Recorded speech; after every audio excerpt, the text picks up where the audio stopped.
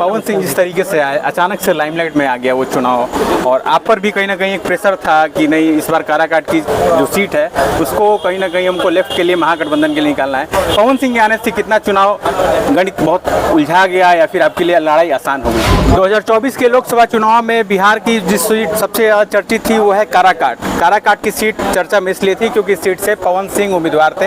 हालांकि जब चुनाव के परिणाम आए तो परिणाम सचमुच में चौंकाने वाले थे। यहाँ पे बाजी मारी माले के उम्मीदवार राजाराम सिंह ने, उर्फ राजाराम कुशवाहा। इस वक्त मौजूद है हम राजाराम कुशवाहा सर के साथ, जो कि आरा में आए हुए हैं। सर, सबसे पहले तो आपको जीत की बधाई।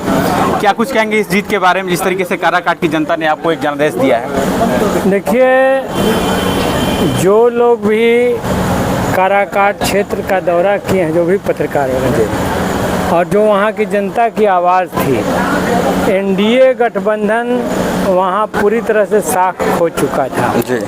लोकतंत्र, संविधान, देश की खेती, रोजगार, ये सारे प्रश्न जो थे वो मुखर होकर के पूरी जनता ने अपने हाथ में लिया था।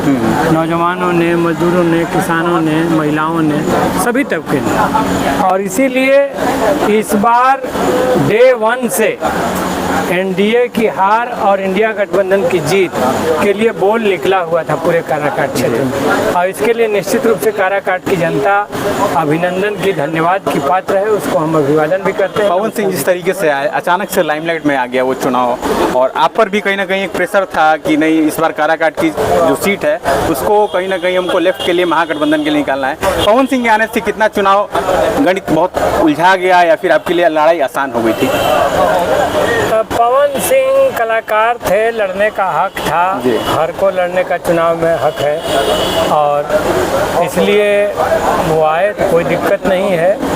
लेकिन चुनाव के लिहाज से वो कोई फैक्टर नहीं बन सके। वहाँ इंडिया गठबंधन के बारे में लोगों ने मन बना लिया था। आपको लगता है कि पवन सिंह अगर बीजेपी के माध्यम से आते, एनडीए के किसी अलायंस के माध्यम से आते तो लड़ाई आपके लिए थोड़ी टफ हो जाती? आए वो एनडीए के साइड से ही जी, आए भाजपा के ही कैलकुलेशन के आधार पर।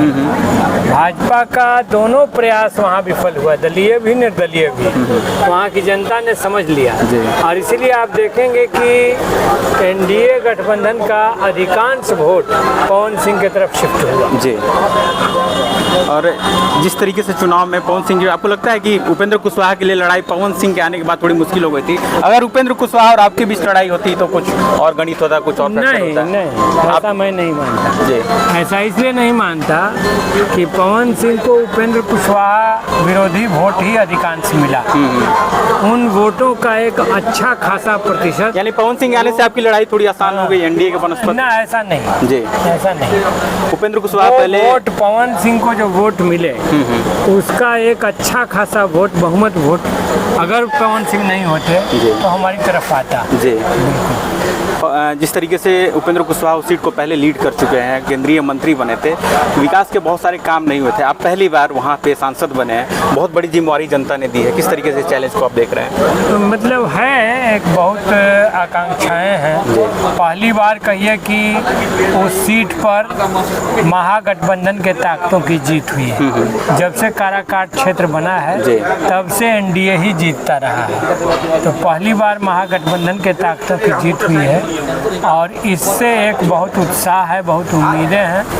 सबसे बड़ा सवाल है सोन कैनाल सिस्टम को ठीक करने का, इंद्रपुरी जलाशय के निर्माण का, क्योंकि ये पूरा इलाका धान का कटोरा है, और इसलिए सबसे बड़ी प्राथमिकता हमारी वो है, और उसको पटना से लेकर दिल्ली तक उस पर लड़ाई होगी, संसद के अंदर सवाल उठेगा। उपेंद्र कुशवाहा जी राज्यसभा के माध्यम से संसद के सदस्य बन रहे हैं, क्या आप आपस में जो राजनीतिक कटुता होती है उसको भुलाकर आप लोग काराकाट के विकास के लिए समग्र रूप से काम करेंगे, या फिर वो दलगत राजनीति जो होती है वो कहीं ना कहीं सामने दिखेगी? जैसे हम तो वो सत्ताधारी पक्ष में हैं, जी, हम लोग विपक्ष में।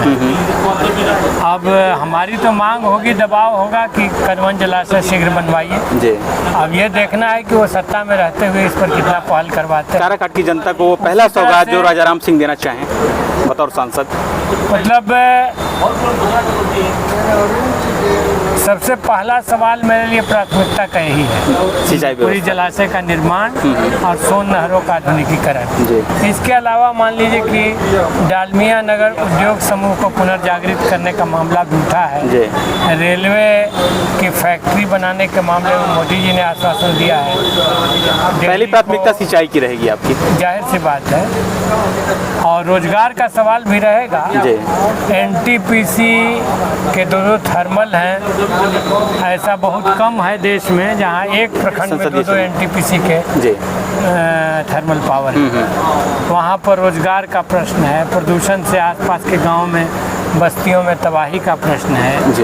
ये सारे प्रश्न हैं, इन मुद्दों पर एक एक करके पहल होगी। एक अंतिम सवाल आपसे ले लेते हैं। जिस तरीके से शाहाबाद में आप लोगों का स्ट्राइक रेट काफ़ी अच्छा रहा, जिन सीटों पर आप जीते उन सीटों के अलावा और भी अन्य सीटें जहां से आपका प्रभाव दिखा, क्या आपको लगता है कि 25 के चुनाव में आप अपने अलायंस पार्टनर पर प्रेशर बनाएंगे, हमें और सीटें पहले से ज़्यादा जैसे चाहिए? ये बात दोबारा साबित हुआ जी। कि भाकपा माले और आरजेडी का जहाँ जहाँ जनाधार है और दोनों के बीच में जहाँ बेहतर तालमेल है, वो सीटें जीत की तरफ बढ़ती हैं। ये पिछले विधानसभा चुनाव में भी साबित हुआ था और इस बार लोकसभा चुनाव में भी साबित हुआ। तो इस बात को महागठबंधन की ताकतों को बढ़िया से समझना है, इसको आत्मसात करना है और इस फार्मूले को बिहार भर में भी और विकसित करना चाहिए। चलिए दोस्तों, तो ये थे हमारे साथ राजा राम सिंह जी कुशवाहा, जो कि इस बार काराकाट संसदीय क्षेत्र से लोकसभा के लिए निर्वाचित हुए हैं। इन्होंने बेबाकी से उन तमाम सवालों का जवाब दिया। उम्मीद करता हूँ आपको